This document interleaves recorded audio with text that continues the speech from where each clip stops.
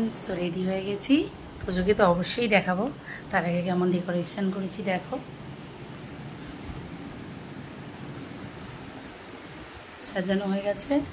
Hi friends, ভিডিওটা দেখেই বুঝতে পারছো এটা তোজোর বার্থডের দিন সন্ধেবেলায়। তো সন্ধেবেলার কোনো ভিডিও তোমাদের সঙ্গে শেয়ার করিনি।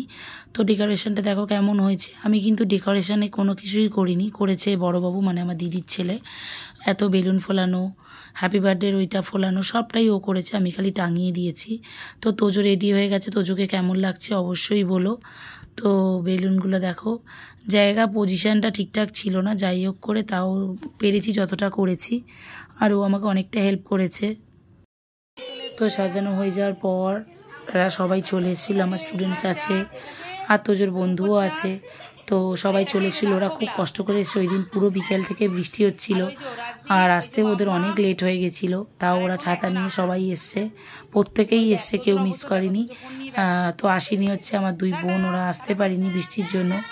আর তোজোর বন্ধু আর আমারও বন্ধু, ওদেরও আসতে অনেকটা লেট হয়ে গেছিলো, প্রায় 9টা বেজে গেছিলো, কারণ ওরা অনেক দূর থেকে আসবে আর এত বৃষ্টি আসতোই বা কী করে।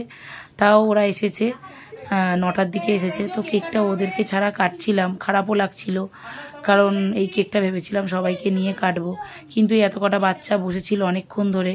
তো আমি ভাবলাম যে না, কেকটা কেটে নিয়ে এদেরকে নিয়ে। কেকটা কাটার সময় তোজো অনেকবার বলছিল মা আমার ফ্রেন্ডরা আসেনি।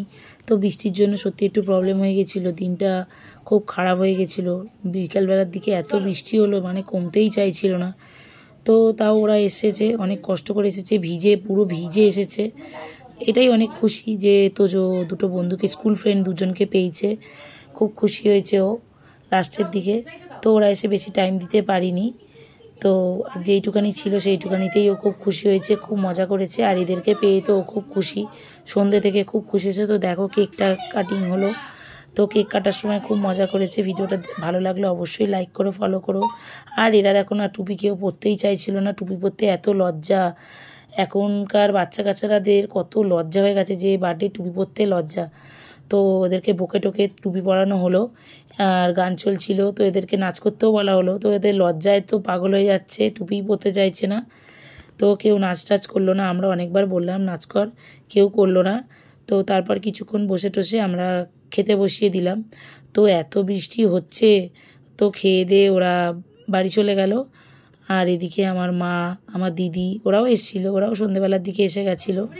তো খাওয়ার মোটামুটি আয়োজনটা বাড়িতেই হয়েছিল, মানে রান্নাটা আমি করিনি, ওটা বাইরে থেকে আনা ছিল, কারণ এতজনের রান্না আমি সত্যিই পারবো না। তো এই যে খাবারগুলো সার্ভ করেছে দিদি আর মা, এদিকটা আমি খুব একটা করিনি। আর এই যে চলে এসছে আমাদের বোন মনিকা, ও পাড়াতেই থাকে। আর এই যে আমার বন্ধু রিঙ্কি, আর তারপরে এই যে নীলাদ্রি এসেছে, তোজোর স্কুল ফ্রেন্ড। আর এটা হচ্ছে আমার স্কুল ফ্রেন্ড মানে নীলাদ্রির মা রতি। তো ওদের সঙ্গে ফটো তুলতে পেরেছি। আর একটা যে ফ্রেন্ড এসেছিলো প্রিয়া, তার সঙ্গে তুলতে পারিনি, মানে ওরা একটু রাত করে এসেছিলো, আমি ভিডিও নিতেও ভুলে গেছি। তো প্রিয়ার জন্য খারাপ লাগছে, প্রিয়াকে খুব মিস করেছি ভিডিওটায়। তো তোমাদের ভিডিওটা কেমন লাগলো অবশ্যই বলো। টাটা।